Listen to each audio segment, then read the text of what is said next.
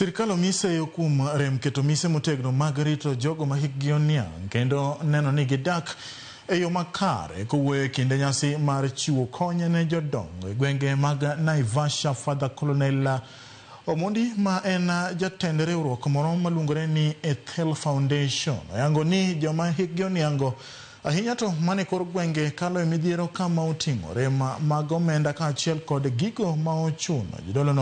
Jadolono wacho ni jodongo kalo e sanda mopogore opogore lwet joma ritogi ka bende ijwang'ogi gino ma oseweyogi kod midhiero kama oting'o dang'ni mar paro. Chiwo siem ne sirkal kuom deko chwalo omenda ma dwe ka dwe ma siro jodongo go.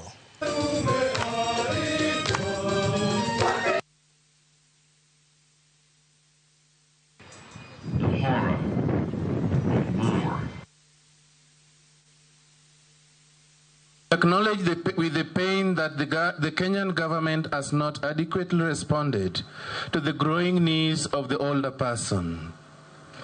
Policies are slow, implementation is lacking, and critical services such as healthcare, social protection remain out of reach for many older persons. We call upon the government not to treat these elders as afterthoughts, but as full citizens. May this care for the elderly, as we celebrate today, may it develop further. As it was mentioned a few times, the percentage of elderly is growing also in Kenya.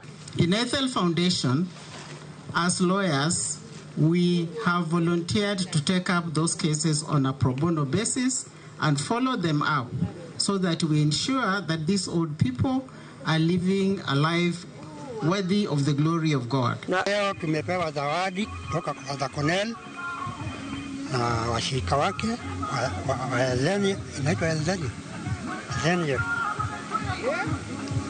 Tumeshukuru sana.